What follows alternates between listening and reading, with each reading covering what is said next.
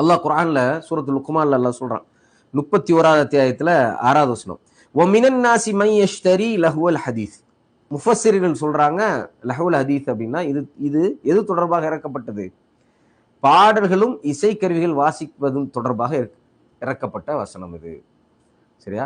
அப்ப மனிதர்கள்ல சிலர் என்ன பண்றாங்கன்னா இசைக்கருவிகளை வாசிக்கக்கூடியவர்களாக, அதை கொண்டு பாடலை பாடக்கூடியவர்களாக இருக்கிறாங்க. எதற்காக அதை செய்யறாங்க? லியுதில்ல அன் சபீலில்லாஹி பிகைரி இல்ம். மனிதர்களை நேரான வழியிலிருந்து திசை திருப்புவதற்காக.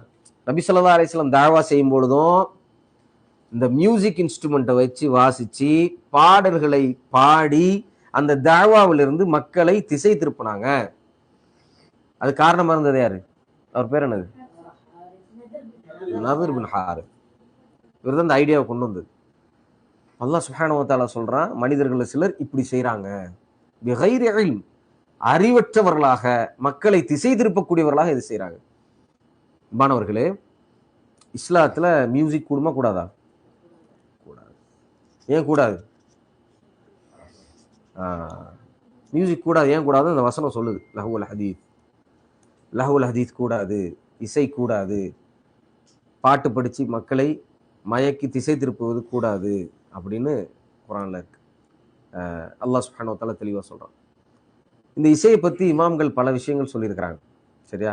இப்னுல் கைம் ரஹ்மத்துல்லாஹி அலைஹி சொல்றாங்க, இசையும் குர்ஆனும் ஒருவருடைய இதயத்துல ஒரே நேரத்துல இருக்காது.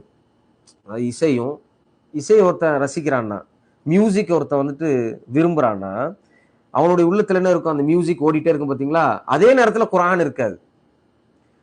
இசை எப்படிப்பட்டது? சௌத்து ஷைத்தான், ஷைத்தானுடைய குரல். இசை எப்படிப்பட்டது? ஷைத்தானுடைய வேதம். அது ஒரு ஷைத்தானுடைய வேதம்னா என்ன? நம்ம இசையை கேட்கும் பொழுதெல்லாம் ஷைத்தானுடைய வேதத்தை படிச்சுட்டு இருக்கிறோம். ஷைத்தானுடைய வேதத்தை படிச்சுட்டு இருக்கிறோம். ஷைத்தானுடைய வேதம் அது, ஷைத்தானுடைய குரல் அது. ஷைத்தான் பேசுறான் இசை வழியா. அப்ப யோசிச்சு பாருங்க, ஒருத்தன் வந்து இசையை கேட்டுட்டே இருக்கிறான்னு வச்சுங்களேன், இப்ப அவனுடைய சோல் என்ன ஆச்சு? அல்லாஹ் ரப்பல் ஆலமீன் பக்கம் திரும்பாம இசையின் பக்கம் திரும்பக்கூடிய ஒரு அடிக்டட் சோலா அது மாறுது. அப்ப என்ன ஆகும்? அவனுக்கு தொழுகை, குர்ஆன் ஓதுதல், இஸ்லாமிய மார்க்கத்தில் இருக்கக்கூடிய எல்லா விஷயங்களும் அவனுக்கு மறந்துடும். இந்த இசை எல்லாத்தையும் மறக்க வைக்கும். சில இமாம்கள் சொல்றாங்க, இசைங்கிறது மோசமான, ஆல்கஹாலை விட மோசமான மயக்கம் தரக்கூடிய ஒண்ணு. இசைங்கிறது சில மியூசிக் எல்லாம் கேட்டுட்டுனா அவ்வளவுதான், அது மைண்ட்ல ஓடிட்டே இருக்கும். ஆல்கஹாலாவது ஒரு குறிப்பிட்ட நேரத்துக்கு தான் இருக்கும், அதுக்கப்புறம் அது போயிடும். அப்படி மதிமயக்கிறோம். அது அவ்வளோ ஒரு எஃபெக்ட் இருக்கிறது தான் என்னது? இந்த மியூசிக்.